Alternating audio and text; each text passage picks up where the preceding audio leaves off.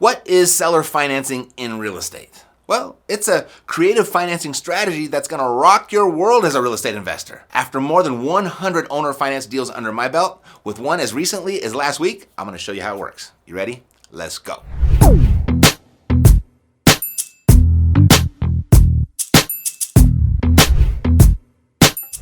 All right, so by the time we're done, you'll know what seller financing in real estate is, a few tips and tricks to help you get it done yourself, and at the end, I'll even give you my own owner finance contract that I and my students use to pull off seller finance deals. And this is a really big deal because when I first started investing in real estate, I was just coming out of a bankruptcy after Napster turned the music industry upside down and my record label went right down with it. So needless to say, banks didn't see me as a lendable person when I got started. So I was very attracted to all of the creative financing strategies that my mentor at the time was using. I mean, I didn't really have a choice, but today I do. And I still prefer the creative financing strategies. I mean, they're just so much easier than dealing with a bank and less expensive too. At the center of most of my deals is some form of seller financing. And what I look for mostly are motivated sellers who own their properties free and clear, with the idea that some will be willing to accept most of their purchase price in the form of financing. I'm buying their properties with an IOU, if you will. And it works like this. I give a small amount of money as a down payment, and the seller takes a note for the rest of the purchase price. And that note is secured by a mortgage or deed of trust against the property, just like a bank would do if I got financing from them. And just as if a bank were involved, you get title to the property too. Ownership would be in your name or a name of a trust or an LLC that you set up. And if you need to set up an LLC, check out my friends over at freeentity.com, the best deal around for an LLC. And as real estate investors, we need a lot of these. It's a great resource, freeentity.com. Check them out. So you own the property, and the seller would have a lien against the property. And if you don't make your payments to the seller, they could foreclose on you under state law. Now, it's not required that the seller own the property free and clear to do deals like this, as I've covered here many other times with different strategies, and I'll continue to do so. And if you're wondering, by the way, who owns their properties free and clear these days, I get it. I mean, you might think that the country is mortgaged up to their necks, but not true. The reality is that 31% of property owners aren't carrying any debt on their properties. I mean, there's a lot of opportunity out there for what I'm showing you right now. By the way, you can buy a list of properties that are owned free and clear from public record sources that you could mail to and propose your offers. At the end though, I'll show you how to get one of these lists in your market for free. Now, the real trick to getting sellers to open up to the idea of carrying financing for you is it's all in the presentation. I mean, even if I want seller financing, I always start with the price, because it's what sellers understand. And almost every time, it's what they start out wanting the most. They start that way because they're not aware of the alternatives. So if the seller and I aren't able to come to an agreement on the price, I'll then share some of these alternatives. And this is how it plays out most of the time, because the initial all cash price that's proposed is typically way too low for them, like in the ballpark of 50 to 65% of the after repair value. It depends greatly on the condition of the property though.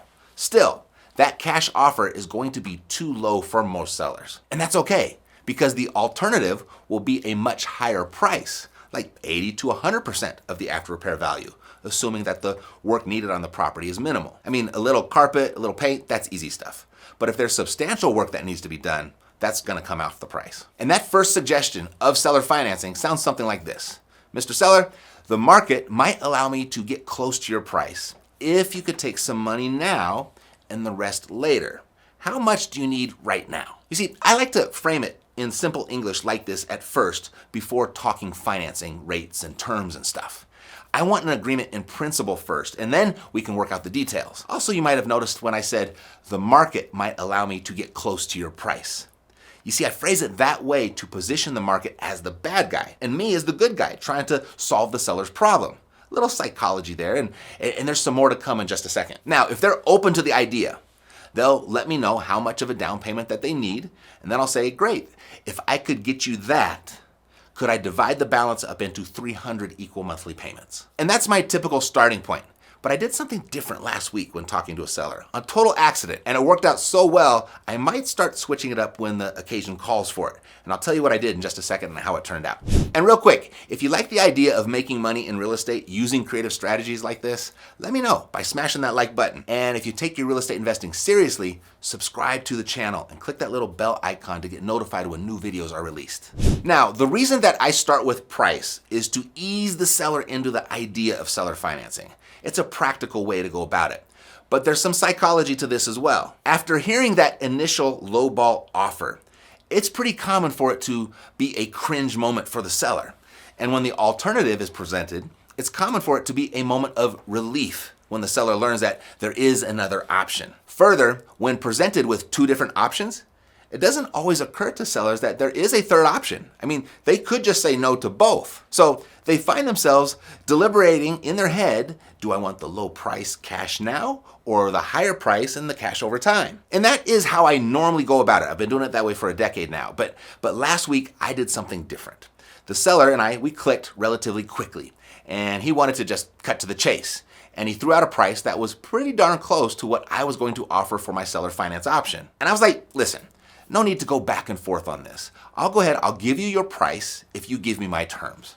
Because if I gotta pay cash, it's going to be a much lower number, and you're probably not gonna like it. And he was cool with it. And this now has me kind of rethinking some stuff, as I never start with the terms, but this time I did. And it worked just as well, maybe even better, certainly faster. But the situation was just right, and I had built better than normal rapport with the seller. So it could have been a fluke. I'm gonna try it this way a few more times to see how it goes, and then I'll report back to you with what I find. So make sure you're subscribed to the channel so you don't miss my update. All right, so now, after the down payment is negotiated, I told you that I will then ask if it's okay if I divide the balance up into 300 equal monthly payments. And I do that because this is an indirect way of asking for principal-only financing. There's no interest. This would never, ever fly with a bank.